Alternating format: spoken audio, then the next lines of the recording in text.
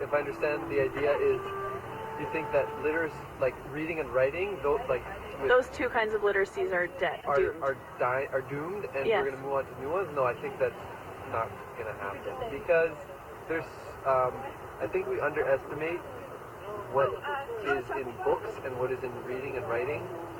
I think there's something very central to mankind about that has caused cultures in different places unassociated with each other to come up with forms of writing and reading. I don't think it's doomed. Okay, thank you. Only if you want to. Okay. Do you think reading and writing is doomed? I think that the potential is there for it to be doomed because of this technological era that we're in, and we're getting so advanced that chances are likely, and it's unfortunate. Why is it unfortunate? Why is it unfortunate? Don't feel like saying why. It's okay.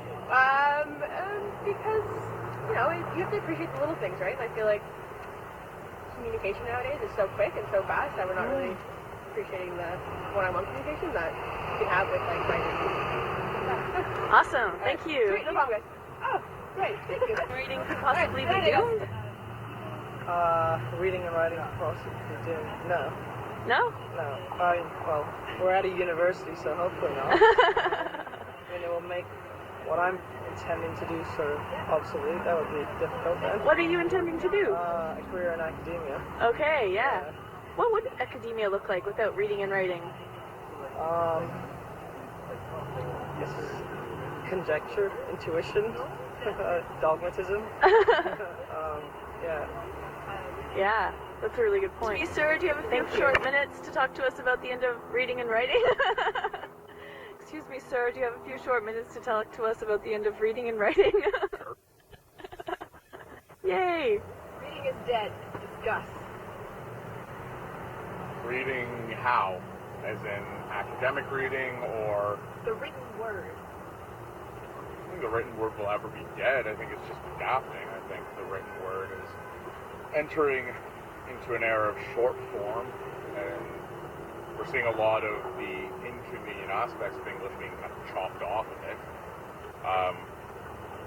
I think programs and services like Twitter kind of expedite the process, but I think it's actually kind of impressive to see English progressively, or very quickly, turning into this language where we don't have a lot of the unnecessary rules being kind of tacked onto it. Cool. Yeah. Do you think that we'll ever have telepathic thought, telepathic capacities? No. No. I don't think we will, because I don't think that's possible. All right. That's all you need to say. Do you think reading and writing is dead? No. In front of the library, reading is alive and well, even though some of the books, I guess, died a long time ago. It's so basic and it's so easy. But we did live in a time, I mean, not us, but there was a time before we had writing. So how do you propose we may transmit, you know, this, for example, right? Hamlet, you know? And is this doomed? Like, is this passé, you know? Like. Well, there's already an ebook, there's already the movie. But the thing is, okay, Or a play is reading. orally transmitted. That's right, a play was never written down in the first place, especially Hamlet. Okay, but it was written down so that we can, like, it wasn't only transferred orally, right? Yeah. Oral tradition.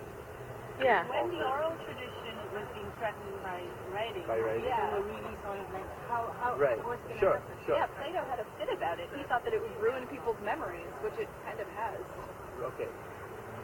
We talk a lot about this kind of stuff. This is basically what our class is talking about this stuff. But, like, how machines will do this for us, how we could communicate. You know, You're already engaging with machines. You're already your brain and my brain connected by a computer. Oh, like, I just, like, pour it in, like. Exactly. And I wake up and say, I know It's pretty crazy. an implant in his arm. So what does he communicate? They feel each other. And what can he say?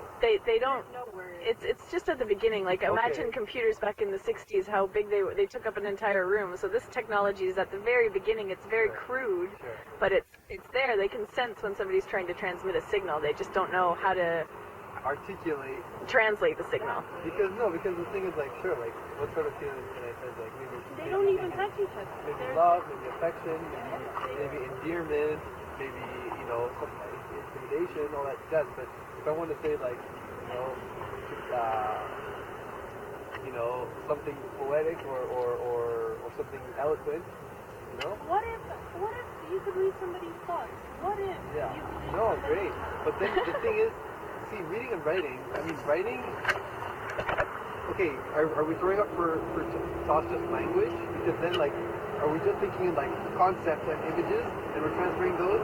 Because if we throw up for grab language, right? Like, writing is nothing else but like a graphic representation of language, so that like if I have a thought, I can put it in markings, and you can read that thought and interpret it and understand it perhaps. But what if you could put down your brain patterns and I could interpret them? But Honda has a robot what's the big that's difference doing then? What's the big difference then? Because one of the thoughts is that reading and writing, because it's such a hard skill to attain, not for you, not for me, but there are millions of people who are illiterate because of how hard it is Right. to read and write. These people are left out. So if you spoke to them about this concept, they might not even see the importance of it. But the thing is, we're proposing something very high tech, right? I imagine, right? No, Like, no. We had a medium,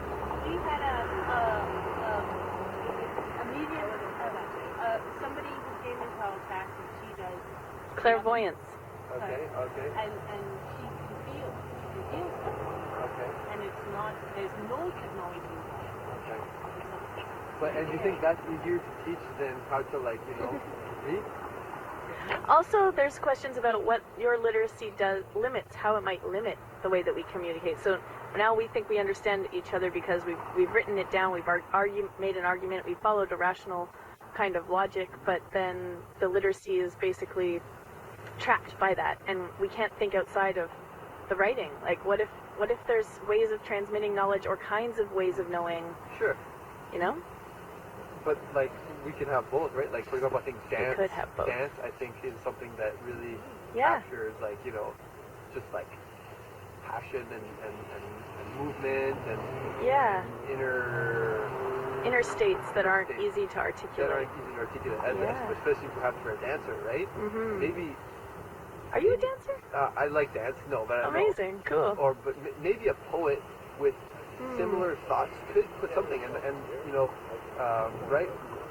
People aren't limited with writing and reading to things that are logical and sequential, right? Like especially in poetry, right? Mhm. And also in modern times, also with prose and plays. So Yeah, that's good. Those are So- good thoughts. You should come to our class.